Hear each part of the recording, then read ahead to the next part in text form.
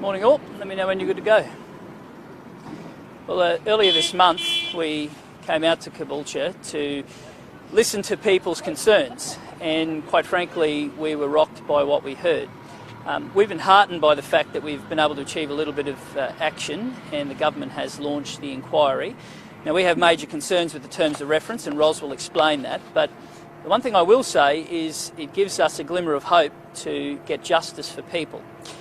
What is happening at Caboolture Hospital is real, and it's disturbing, and we have to get to the bottom of it. And one of the positives that came out of question time last week was a guarantee from the Premier that any whistleblower will be given the protection that they deserve. We welcome that. It's necessary. And I say to anyone out there who is thinking about coming forward, please do so. There's a hotline that's been set up. If you're not comfortable using that, come to us. But one way or another, we are going to get to the bottom of this. And we're joined by some great Queenslanders today, including Beryl Crosby, and I'll do an introduction for Beryl shortly, but you will remember her as the brave woman who was prepared to speak up when others weren't, and when people didn't listen to her in Bundaberg. And I make this point: if there is another doctor death in Queensland Health at the moment, we owe it to every Queenslander to find them, and that's what today is about. I'm going to ask Ros to say a few words, and then I'll introduce Beryl to you. Good morning. Well, this is a sham inquiry into Caboolture Hospital. This is nothing more than a 2-page press release put out in stealth just to a few media outlets, and difficult to find for any patient or whistleblower in Queensland to be involved in. The terms of reference is absolutely appalling in this. There is no community consultation. There is no ability for patients to actually come forward and talk about their stories. There is nothing here that encourages whistleblower nurses or doctors to come forward. And worse than that, the time frame basically excludes most of the people who have already come to the LNP with complaints already. It's the start of 2020, and that is just appalling. We need to make sure that these people are heard, and this government is excluding half of the people from this inquiry in the first place. The terms of reference actually already are available. Most of the 6 of the first 7 are publicly available to Queensland Health right now. And this is nothing more than an inquiry by Queensland Health into Queensland Health. And it's not good enough. It's nothing more than a sham. So, if you are a health professional who works in here and you've got a story to tell, please come forward. If you are a victim or you know someone who is, and you've been waiting for the time to tell your story, please come forward. You will be listened to, and you will get an opportunity to have your say and fix a broken system. Beryl, you'll have a chance to interview Beryl, but first I wanted to take the opportunity to thank her for coming. As I said, Beryl was prepared to stand up when few others were. And Beryl, I just wanted to ask you if you had one message to say to anyone who's listening today, who might be walking in the shoes that you walked in many years ago, what would you say to them? Please come forward, tell your story. We're here to support you, and we'll give you all the help that we can possibly give you. Don't be worried about telling your story.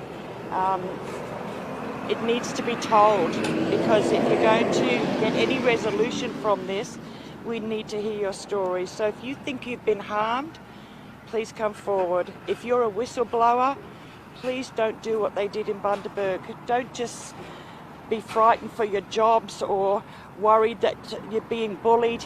You've got the protection in Parliament, David says. Please use it. Please come and help these patients. You are sometimes their only advocate.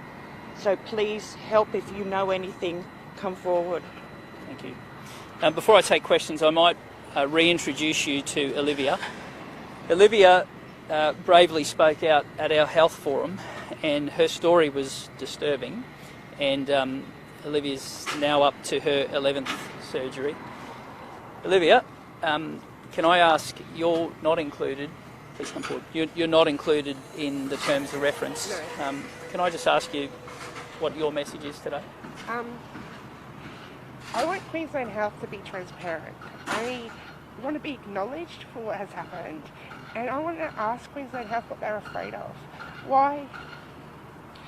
Are you afraid that there's more people like me? And because I'm not the only one. So if there are more people, that something has happened, and I know it's sad, I know it takes a lot of courage to get up and speak out, but if I can help one person to get justice for what has happened to them, then this is worth it. Thank you very much.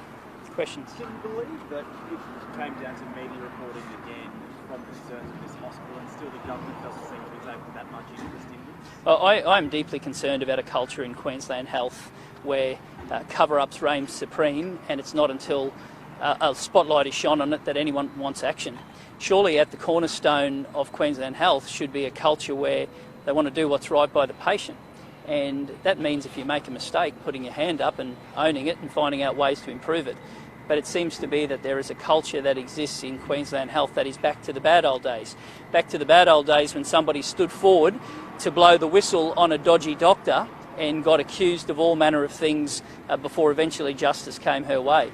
And I'm deeply concerned we're back to those bad old days now, and I am determined to make sure that if there is another doctor death operating in there, we're going to find them.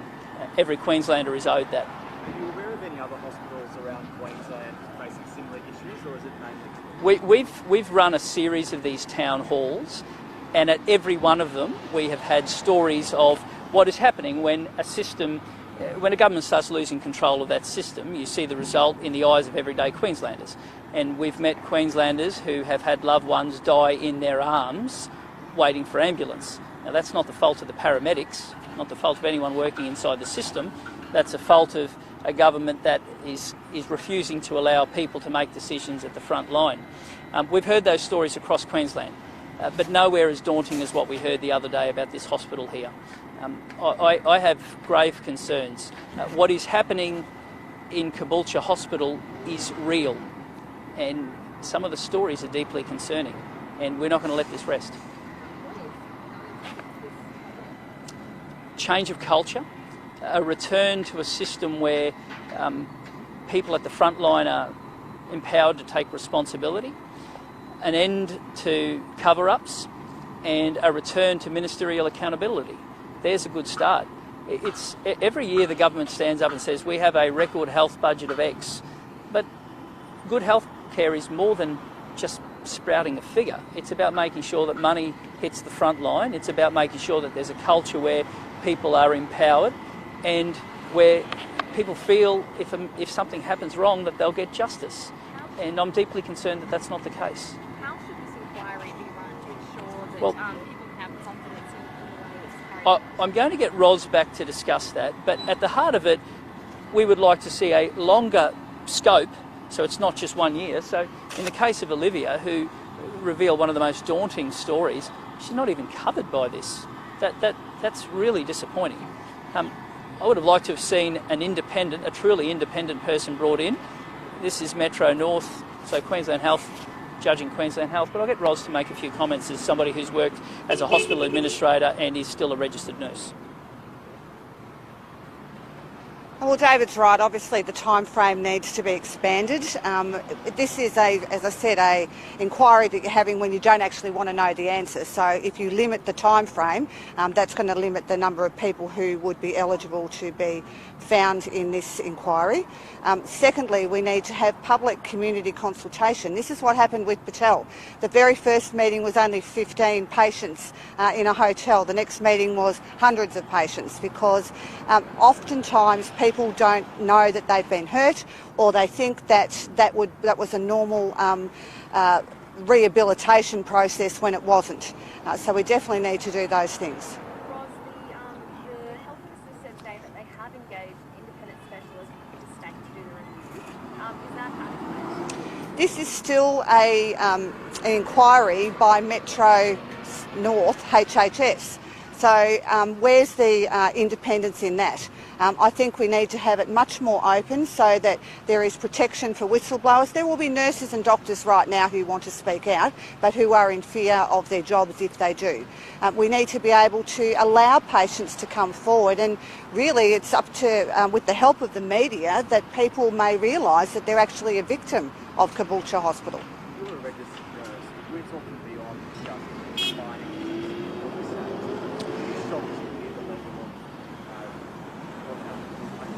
Look, I mean, in every surgical procedure that you have, there is always the propensity for complications, but some of the complications we've seen here have been quite horrendous. I mean, you don't expect to go in to have a colonoscopy and then have, half your bowel removed after that. You don't expect to have half your organs still on the outside of your body and have 11 surgeries later on and still not be fixed.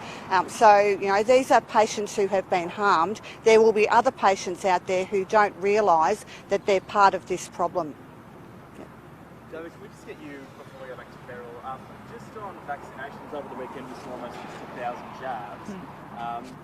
Is there any reason why walk-ins shouldn't be allowed on weekends? The Premier said yesterday that, Queensland Health was shocked that so many people wanted to come forward and get a jab. Look, I'm delighted at the response, and I think what it shows is that overwhelmingly Queenslanders do want to get the jab. So my call to the government is find every opportunity you can to get every Queenslander vaccinated as quickly as you humanly can. So the solution I've put forward and will continue to put forward is drive-through clinics. They are working well in Victoria, they're now being rolled out in New South Wales, and I think it's our fast lane to freedom, and I want to see them. But if people want to attend in person, let's give them every opportunity they can. Let's have more of these. Let's roll out more mass vaccination clinics across the state. Let's do everything we can to get Queenslanders vaccinated. Because despite the weekend, we are still at the back of the pack.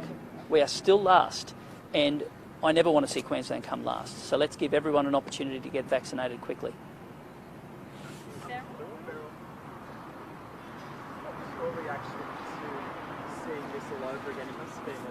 The first thing I did was ring John Wakefield and say, what's going on? You need to put in open disclosure process to all the patients. We need counselling, this, that, and I got a reply and he said, done. So he said they opened up the hotline, they would get all those things in process, because I've been through it all. And see, I was up there solo all those years ago when I was first to go public with my story, and everybody started ringing me. And I was lost. I just got so many people. I got a lawyer involved. I got the hospital involved. I got liaison officers. I had to call for counsellors. We started support group meetings where hundreds of people who'd been harmed but didn't even know some of them, because the charts don't often reflect. As in Olivia's case, her chart doesn't reflect what's actually happened to Olivia because it's been named something else.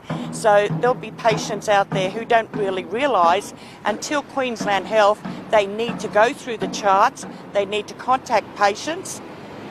There's a lot involved in here, and it needs to go back more than to last year, because there are a lot of patients already who are outside that.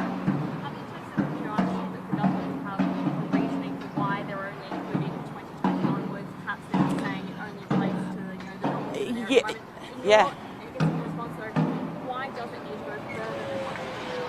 Because there are maybe, let's not preempt the whole inquiry, but there may be, and in Olivia's case, this goes back further, and there were issues with Olivia's case, so it goes back further. So you can't just go back 12 months, and I don't think it's just one doctor here. And I'm not saying doctors don't make mistakes, but when doctors make mistakes, they have to own those mistakes. Yeah, yes, we do. When they didn't have a director of medical services or medicine, things like that, were doctors allowed to, do what they wanted then? And nurses, too fearful to speak out. Was there a bullying culture?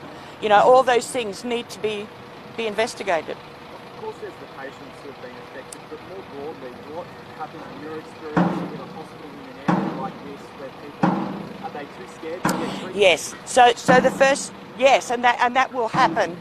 So you need to put the confidence back in the community, and to do that, you need the thorough investigation. And there will be a lot of reasons why patients even haven't complained already, because they don't know that that was an adverse outcome. They think that's something that may have, just happened because they signed the form, whatever, and they're too scared because they have to come back here for their health care afterwards. So there's a lot of reasons, and they're too stressed. A lot of patients are too stressed to go down that road because the complaints process is a very stressful process, and it can take a year or more. Yeah. I've spoken to some people that have, they have sort of fobbed off a little bit their implications, and part of it is because they have to come back for surgery. Yes. What do you say to those people who are worried about speaking up because they need further surgery still? What would you say to them? All right, so with those people, we need the government to reassure them that they're going to do a thorough investigation. They're going to talk to the patients because they haven't involved the patients in the terms of reference. So they're going to talk to the patients and give them the confidence they need to come back and get things done. But until the issues are fixed, or the problems found and the issues fixed, well, people are going to feel that way and they won't be able to help it. Is there a real risk if they speak up that could No. No. No. Or there are processes that protect that from happening? There are processes that protect that from happening. So please don't feel, if you need something corrected or done, please don't feel that you will be ostracised because you have spoken out. That's not how it works. Actually, you will probably find them more helpful because they understand now that you've had an adverse outcome and you need help. So don't do that. And for people that aren't sure whether they've been harmed, what's the process you would recommend? They can always ring. So I don't know whether Caboolture has a liaison officer or a clinical governance. They can raise concerns with either of those. And what they have in every hospital, and it's the Australian Commission on Quality and Safety, has standards, and one of the standards is open disclosure. So when some harm is caused to a patient, the hospital is supposed to do open disclosure. If you find that you've been harmed and you can't get anywhere, you have a right to ask for an open disclosure process, which means that the hospital has to get you in with all the support you need, whether it be family, a carer, anybody that wants to come with you. They can offer you counselling, they will go through your story and give you the support for future care. This is how you'll get your future care, right? And that's a whole process that needs to go through. And that is a standard. So When you first, can you give me sort of, I guess, when you started your journey personally, Yeah. how did it feel? And then reflecting on that, once you'd had Okay. the success you had, how did it feel knowing you managed to find that courage to speak out? So what I did is I spoke out straight away. I went public. And then what happened is it became very silent. There was a few trickles on the phone. People would contact me. And I thought I'd made a mistake, maybe, because it had been tabled in Parliament about this doctor. And I thought, well, maybe I was a one-off, because people think they're a one-off, and I did. And then all of a sudden, the phone calls started getting more. I was on 2 phones, 24 hours a day, and then the media, and then the lawyers, and then, the government, and liaising with the hospital. So the quickest thing we did within a few weeks is we set up the patient support group. And we just said, everybody, come, we'll help you. So we got lawyers, we got counsellors, we got liaison officers from the hospital. We organised it in a structured way. And that was probably one of the most horrific nights of my life, because there were so many people who were reliving what had happened to them. And they were all crying. And my heart broke. We were crying, the lawyers were crying, everyone was crying. But at the end of the day, that was the start of all of our journey. So I got them all together. I counselled people on phones. I actually had to lobby Beatty to get counsellors and more liaison officers up to Bundaberg. It was just such a long... Every day you needed something else, you know what I mean? But as I said, at the end of the day, those people over that time got their health issues fixed. they got their stories told. They got to put in their complaints, they got resolutions, they got counselling, and they got their compensation, and they were able to move on to whatever normal lives were left. But they were all different people at the end to what they were at the beginning. Olivia, I know it's hard, but if we could just ask you a few things. I mean, for those of us who don't know, you should step forward. Sorry. You're right. How are you going, firstly? Where are you up to? So I'm still awaiting 2 more surgeries. So to help fix, I have a football of organs out in my groin that stick outside of my body because of not just the original botched surgery, you know, where, and let me say that I had a doctor that sat next to my bedside and apologised for sewing my bowel into my abdomen wall. That doctor wasn't allowed to speak to me after that point, you know. I miraculously saw him 15 months later after when I called Ryan's Rule and went to the Royal Brisbane Hospital, and he was just happened to be the ED then, and he said, I tried to tell the doctors, I tried to tell them, but he wasn't allowed to speak to me anymore after that point. But he spoke to me obviously at the Royal Brisbane. But Queensland Health has a policy that we're not allowed to talk to the doctors. If you try and find accountability to them, there's like a gag order on these doctors and medical staff. Like, why? Why?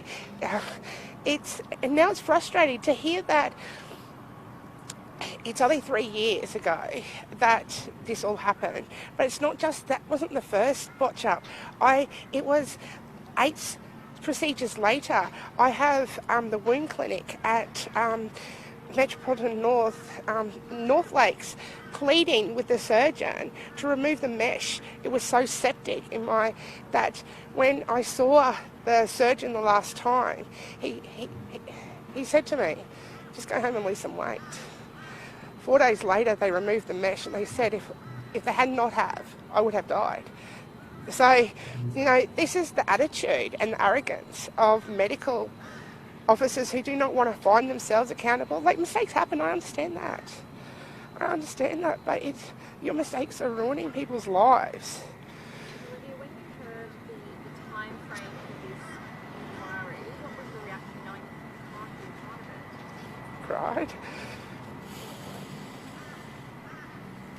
Because I just want to be acknowledged. You know? And how many other people like me are there, you know? And my first reaction was, what are they so afraid of? What are they so afraid of? Like, you know, that if they don't think that the wrong thing happens, then open it up. It doesn't matter the time frame. You know, these are people's lives. We're not, you know, I know that they are looking at their almighty dollar, but, you know, that it's... Most of us just want to be acknowledged. Just run us through briefly what you went into hospital for, what year? 2018, mid-2018 for a caesarean. That's when I, in the middle of the procedure, it went from being an epidural to a general surgery because something happened in that surgery as they were closing me up. The pain block didn't work, and to this day, I don't know what happened. My partner doesn't know, wasn't explained to what happened. I only know that 9 days later, I came in excruciating pain to the back to Caboolture, and the doctor sat back next to my bedside at 10 o'clock at night, saying, "We have to perform surgery right now, or you might lose your bowel." And I said, do whatever you need to. I don't want to end up with a colonoscopy bag. And we were waiting till it was 10 to 1 in the morning. And I'm like, what are you waiting for? You said to me, this is an emergency. And he said, because we're waiting for my boss's boss to arrive. We're not allowed to do the surgery till he arrives. Now, it's documented that I had a pregnancy-related hernia. Not that they sewed my bowel into my abdomen wall. If it was a pregnancy-related hernia, they would have picked that up in the caesarean. It would have been documented in the caesarean, but it's not.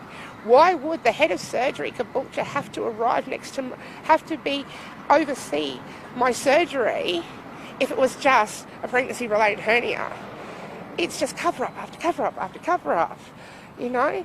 Why is it that 15 months later that the surgeon didn't listen to a highly experienced wound care nurse, and it was a wound care nurse who said, Olivia, you need to call Ryan's Rule now. And within 24 hours, I was in surgery. 3 days later, I was having another one that was washing out the septicemia from within every nerve ending of my torso. Can you believe that this has happened at a hospital? You came here for help and this is what? I came here because I have older children as well. There's 20 years between my children.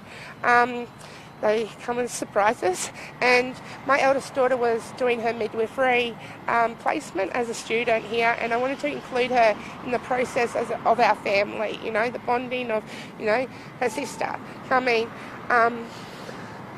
Never would have I thought that 3 years later I'd be standing here trying to say to other people, it's okay, you know, it's okay.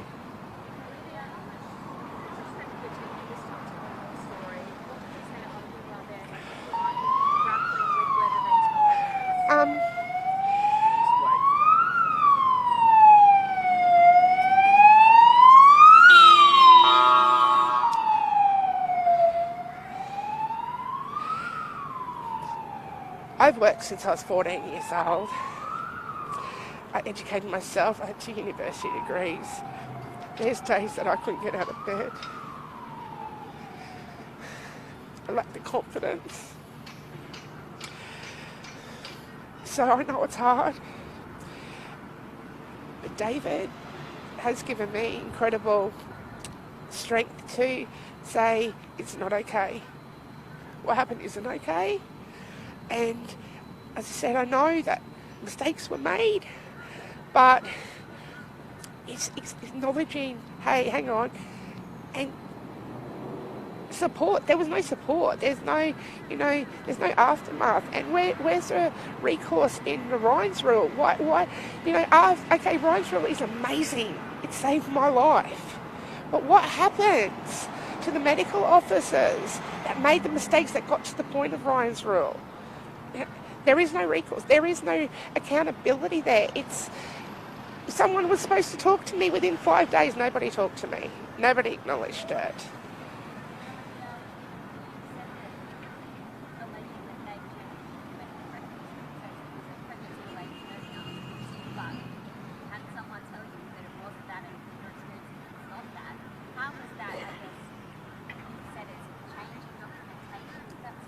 Well, it's not changing necessarily documentation, it's creating documentation that is like a big hush, you know, it's fraudulating documentation. It's like, it's not physically changing a file to reflect one thing to another, it's actually creating the narrative of, okay, it was a pregnancy-related hernia. Now, okay, that can happen, but does it make sense? Because they would have picked that up. They would have picked that up earlier. I had a cesarean. I was all open. You know, they would have picked that up. So it's about them creating documentation to reflect what they want to reflect.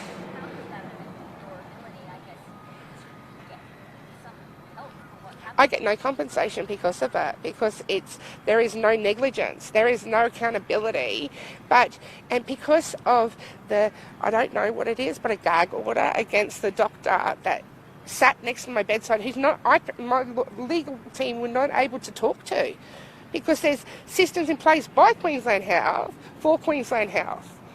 So it's frustrating, you know. Who tells my children, you know, that, you know, my children had to live through me nearly dying over and over and over. My partner has to see his partner nearly dying over and over. You don't know what it's like to say goodbye to somebody before you go into surgery. It's just, cheers, thank you. Good night. Yeah. I just want to make one final plea to Queenslanders. if you are a doctor or a nurse or an administrator and you believe you know some information, come forward and we will take your case forward. If you are one of the alleged victims, please come forward and we will take your case forward. If you're a family or a friend of somebody who needs a little bit of support, please come forward on their behalf. We owe it to everybody here. What has happened and the allegations are concerning deeply, and we intend to get to the bottom of them. Thanks very much.